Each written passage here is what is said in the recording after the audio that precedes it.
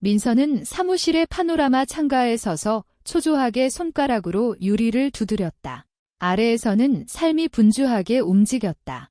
한서 물류의 트럭들이 창고에서 줄지어 빠져나갔다. 직원들은 개미처럼 부지런히 현장을 오갔다. 아버지가 맨손으로 일군 제국은 시계처럼 정확하게 돌아가고 있었다. 20년간의 끈질긴 노력, 잠 못 이루는 밤, 힘든 결정들의 결과였다. 이 모든 것이 지금 한 번의 무모한 결정으로 무너질 수 있었다. 아빠 민서는 육중한 오크 책상에 앉아있는 아버지를 향해 천천히 돌아섰다. 드릴 말씀이 있어요. 제발 제 말을 들어주세요. 김준호 회장은 서류에서 눈을 들고 딸을 유심히 쳐다보았다. 무슨 말을 할지 안다. 또 수진 씨에 대해 얘기하려는 거지? 네. 민서는 단호하게 대답하며 가까이 다가갔다. 더 이상 침묵할 수 없어요. 그 여자는 아빠 인생에 나타난 지 겨우 2달 됐어요. 어떻게 결혼 이야기가 나올 수 있죠? 이게 어떻게 보이는지 아세요? 어떻게 보이는데 아버지의 목소리에는 명백한 몰이해가 담겨 있었다. 설명해 보렴, 딸아. 정확히 뭐가 널 불편하게 하는지. 모든 것이요. 전부 다요. 그 여자 27살이에요. 아빠. 저보다 어리다고요? 평범한 여행사 매니저로 일하다가 갑자기 성공한 사업가에게 관심을 보인다고요. 이게 정말 사랑이라고 믿으세요? 김 회장은 천천히 자리에서 일어났다. 그러니까 넌 내 나이에는 더 이상 사랑에 빠질 수 없다고 생각하거나 젊고 아름다운 여자가 자기보다 나이 많은 남자를 진심으로 사랑할 수 없다고 생각하는 거냐? 물론 할 수 있죠. 민서는 씁쓸하게 비웃었다. 특히 그 남자가 수백억대 사업체를 가지고 있다면요. 아빠, 눈을 뜨세요. 그 여자가 어떻게 행동하는지 보세요. 비싼 선물, 보석, 차, 그녀의 소비적인 태도를 못 알아챌 리가 없잖아요. 어린애랑 결혼할 순 없어요. 아빠. 그 여자는 아빠 돈만 노리는 거예요? 그만해라. 아버지는 딸의 말을 날카롭게 끊었다. 내가 사랑하는 여자를 모욕하는 건 용납 못한다. 그래. 내가 선물을 사주는 건 내가 그럴 능력이 되고 또 원하기 때문이다. 20년 동안 난 일과 너만을 위해 살았다. 내가 행복할 권리도 없다는 거냐? 그게 무슨 상관이에요? 민서의 눈에 눈물이 고였다. 아빠도 엄마 돌아가신 후에는 그 입 다물어 아버지의 얼굴이 분노로 붉어졌다. 어머니의 기억을 이용하지 마라. 어머니는 내가 행복하길 바라셨을 거고 날 이해해 주셨을 거라고 확신한다. 엄마는 이 희극을 절대 용납하지 않으셨을 거예요. 그 여자는 그냥 아빠 돈을 가로채려는 거예요. 정말 모르시겠어요? 내 남편은 아버지가 문득 조용히 물었다. 하얗고 순하고 정직하다고? 확신하니. 내가 지훈이랑 결혼할 때 나도 할 말은 많았지만 침묵했다. 민서는 얼어붙었고 불안하게 되물었다. 그게 무슨 말씀이세요? 내 선택에 간섭하지 않았다는 뜻이다. 내 결정을 존중했지? 그런데 넌 수진이를 더 잘 알아보려고 노력조차 하지 않잖아. 처음부터 돈만 노리는 여자로 단정지었지? 그 여자가 어떻게 행동하는지 보이니까요. 저도 그 여자랑 대화해요. 아빠. 그 가식적인 미소, 아첨하는 태도를 본다고요. 그리고 참고로 전 남편에게 비싼 장난감은 사주지 않아요. 우린 혼전계약서도 썼고요. 그래서 그게 대단한 성과라고 생각하는 거냐? 정말 김 회장은 씁쓸하게 웃었다. 그건 단 한 가지를 증명할 뿐이야. 넌 내 남편을 믿지 않는다는 걸. 하지만 그것만으로는 부족하지.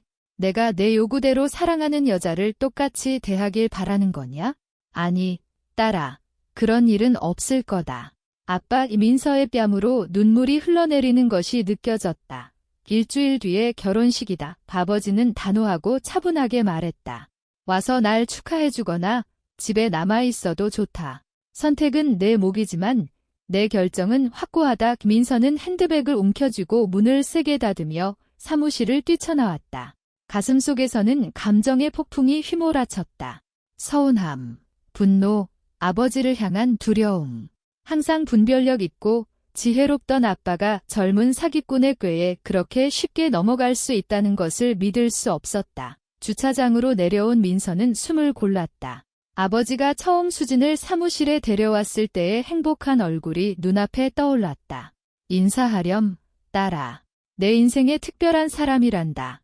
휴대폰을 꺼낸 민서는 무심코 갤러리를 열었다. 배경화면에는 아버지와 함께 찍은 사진이 있었다. 작년에 요트에서 보낸 휴가. 두 사람 모두 행복하고 근심 없이 웃고 있었다. 그때는 수진이라는 사람은 없었다. 지난 20년처럼 오직 두 사람뿐이었다. 하느님, 엄마, 민서는 다시 눈물이 차오르는 것을 느끼며 속삭였다. 어떻게 해야 하죠? 어떻게 아빠 정신을 차리게 하죠? 엄마가 돌아가시던 그 끔찍한 날을 그녀는 똑똑히 기억했다. 겨우 10살이었다. 아버지는 그때 말했다. 이제 우리 둘뿐이야, 아가야. 너와 나뿐이야. 그리고 그는 약속을 지켰다. 개인적인 삶을 포기하고 딸과 사업에 헌신했다. 민서는 사랑과 보살핌 속에서 자랐고 훌륭한 교육을 받았으며 회사에서 아버지의 오른팔이 되었다. 그런데 이제 여행사에서 튀어나온 어떤 여자가 그들의 세계를 파괴하려 하고 있었다. 민서는 수진이 아버지를 바라보는 눈빛, 마치 고양이가 크림을 보듯 그 주위를 교묘하게 맴돌며 그의 모든 말에 감탄하고 이상적인 인생의 동반자인 척하는 모습을 보았다. 그리고 그게 먹히고 있었다. 아빠는 마치 눈이 먼 것처럼 그 가식을 보지 못했다. 갑자기 휴대폰 화면에 지훈에게서 온 메시지가 떴다. 어디야? 우리가 좋아하는 레스토랑에 저녁 예약했어. 기다리고 있을게. 민서는 한숨을 쉬었다. 남편이라도 이해해주고 지지해줄 것이다. 그는 항상 필요한 말을 찾아낼 줄 알았다. 집으로 가고 있어? 오늘은 레스토랑 가기 싫어. 집에서 시간 보내자. 이민서는 빠르게 답장을 보냈다. 차에 시동을 걸며 그녀는 마지막으로 아버지의 사무실 창문을 바라보았다. 가슴이 아프게 조여왔다. 그녀는 평생 처음으로 그렇게 문을 쾅 닫고 그에게서 떠나왔다. 이전에는 모든 의견 차이가 화해와 포옹으로 끝났지만 지금은 그들 사이에 벽이 섰다. 아니, 이 여자가 우리 가족을 망치게 두지 않을 거야. 민서는 주차장을 빠져나가며 단호하게 생각했다. 지훈은 현관에서 아내를 맞았다. 사랑하는 아내의 눈물 어린 얼굴을 한 번 보자 모든 것을 알 수 있었다. 또 싸웠어. 그가 그녀의 코트를 벗는 것을 도우며 물었다. 아내는 말없이 고개를 끄덕이고 거실로 들어갔다. 소파에 앉아 마치 온 세상으로부터 자신을 보호하려는 듯 팔로 자신을 감쌌다. 이해할 수가 없어. 지훈아. 아빠를 전혀 모르겠어? 항상 그렇게 분별력 있고 신중하셨는데 갑자기 미친 사람처럼 변했어. 만난 지 2달 만에 결혼이라니. 남편은 옆에 앉아 아내의 어깨를 감쌌다. 자기야, 이제 그만 자신과 아버님을 괴롭히는 게 어때? 그분도 어른이고 자신의 삶을 꾸릴 권리가 있어? 무슨 권리? 당신도 무슨 일이 벌어지고 있는지 안 보여? 그 여자는 아빠의 신뢰를 얻으려고 애쓰면서 사랑에 빠진 순진한 척하고 있잖아. 그러면서 실제로는 뭐? 남편이 그녀의 말을 끊었다. 구체적으로 뭘 잘못했는데? 자기보다 나이 많은 남자를 사랑한 것 말고. 민서는 눈을 동그랗게 뜨고 남편을 쳐다보았다. 진심이야. 당신은 그 사랑을 믿는다고? 지훈아, 그 여자 27살이야. 나보다 어리다고. 무슨 사랑이 있을 수 있겠어? 왜 안 돼? 남편이 차분하게 반박했다. 나이는 진정한 감정에 장애가 되지 않아. 모든 젊은 여자들이 돈만 노리는 건 아니야. 알잖아. 잘 됐네. 이제 당신도 그 여자 편이구나. 내가 아버지에 대한 그녀의 감정의 진실성을 믿지 않는다고 사과라도 해야겠네. 지훈은 깊은 한숨을 쉬었다. 민서야, 내 감정 이해해. 정말 이해하지만 넌 지금 미안하지만 버릇없는 아이처럼 굴고 있어. 아버지를 질투하고 그의 관심을 잃을까 봐 두려워하는 거야. 뭐라고? 아내는 분노로 숨이 막혔다. 내가 버릇없다고? 난 그냥 아버지를 지키려는 것뿐이야. 무엇으로부터? 남편이 다시 그녀의 말을 끊었다. 행복해질 기회로부터? 새로운 삶을 시작할 기회로부터?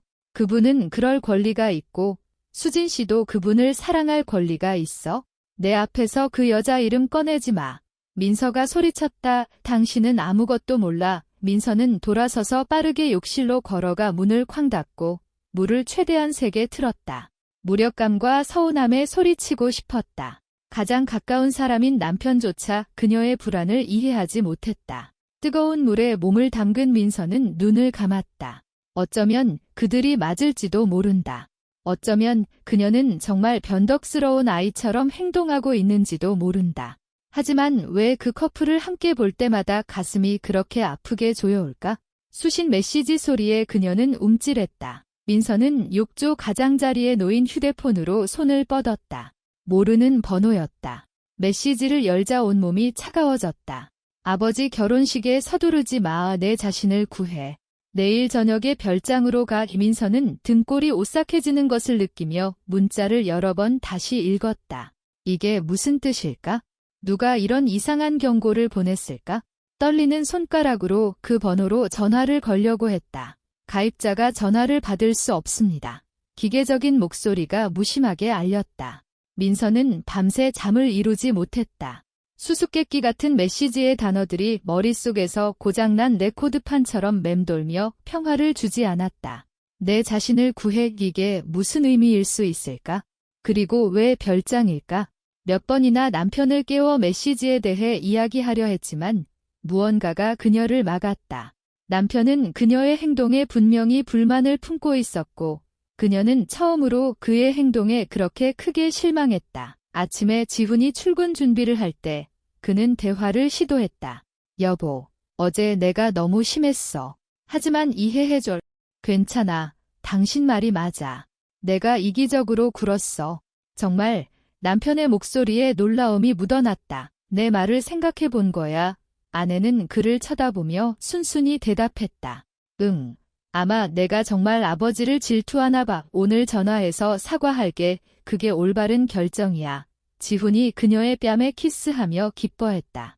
보면 알겠지만 모든 게 잘 풀릴 거야. 남편 뒤로 문이 닫히자 민서는 휴대폰을 꺼냈다.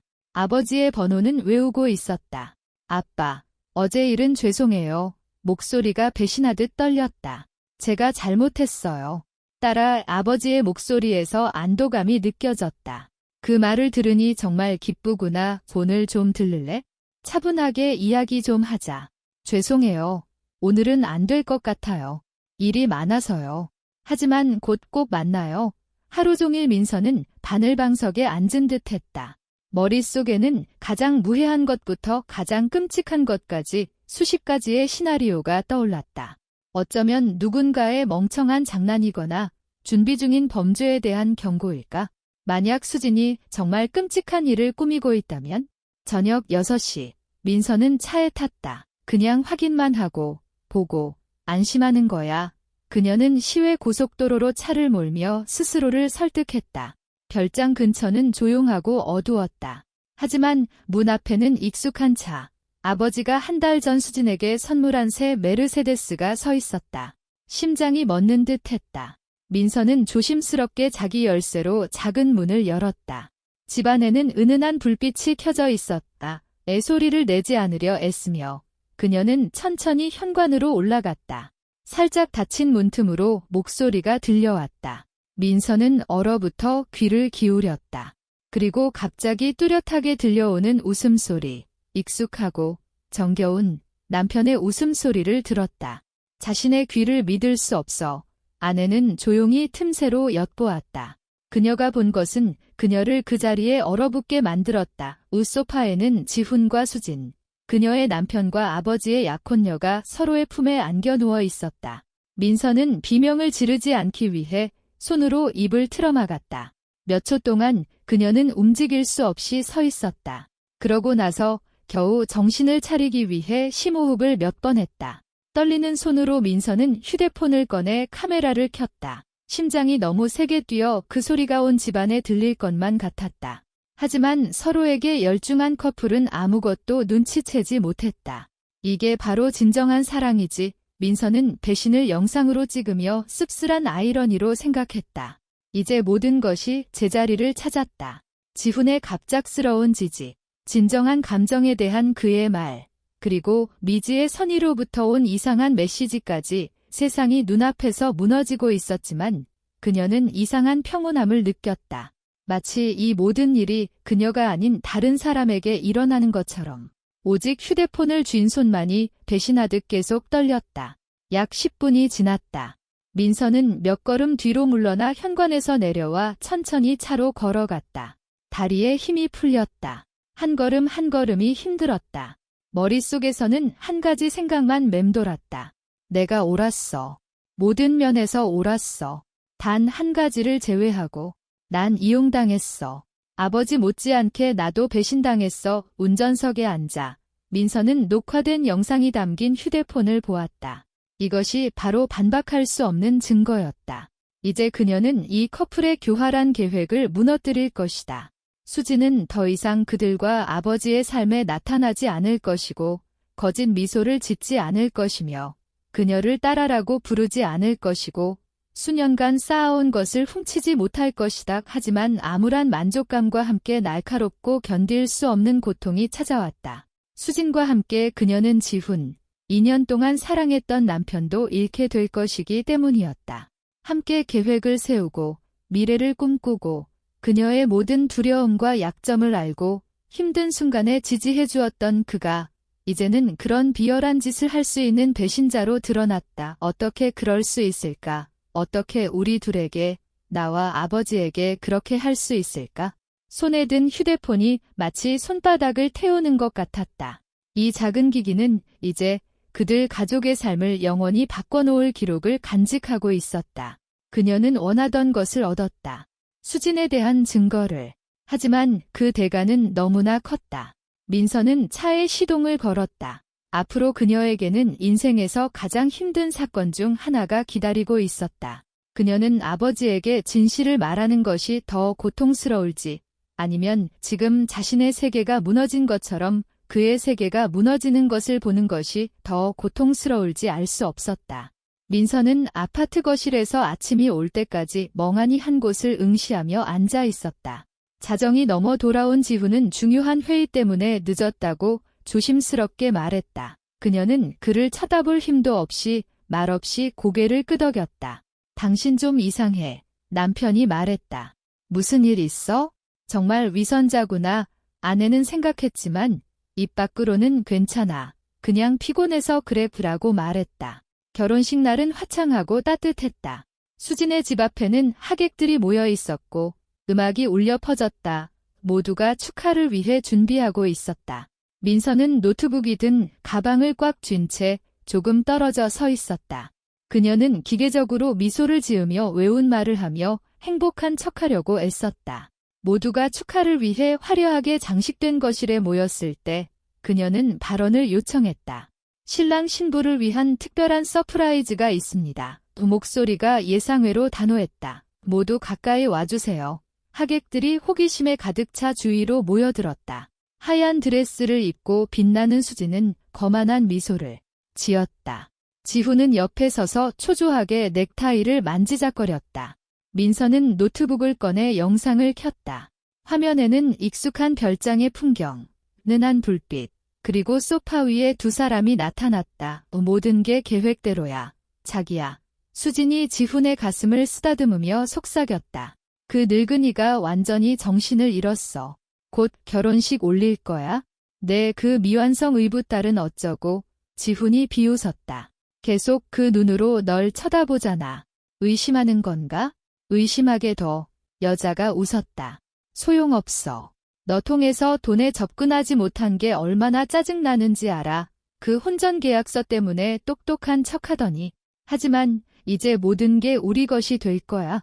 그 냄새나는 늙은 영감이랑 결혼하고 빨리 이혼하면 재산의 절반이 우리 거고 그럼 해외로 이 시궁창에서 멀리 떠나는 거야. 하느님, 내가 그를 얼마나 싫어하는지. 수진이 얼굴을 찡그렸다.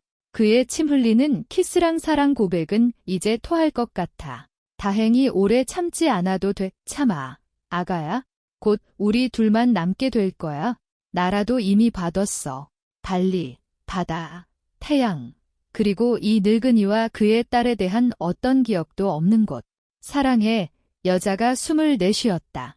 오직 너를 위해서 이 모든 희극을 참고 있는 거야. 영상이 끝났다. 홀에는 귀가 먹먹할 정도의 침묵이 흘렀다. 하객들은 충격에 빠져 화면과 창백해진 김 회장, 그리고 굳어버린 지훈과 수진을 번갈아 쳐다보았다. 민서는 아버지를 뚫어지게 쳐다보며 한마디도 할 수 없었다. 남자는 천천히 자리에서 일어났다. 한순간 전까지만 해도 축제 같고 행복했던 그의 얼굴이 돌처럼 굳어졌다. 그는 말없이 출구를 향해 걸어갔다. 준호 씨, 잠깐만요. 이건 다 사실이 아니에요. 신부가 그를 따라 달려갔다. 설명할 수 있어요.